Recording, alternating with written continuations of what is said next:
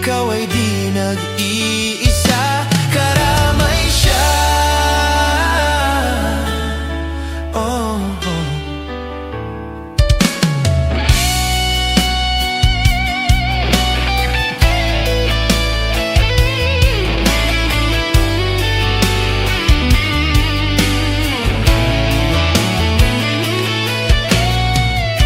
Maririnig ang dalangin,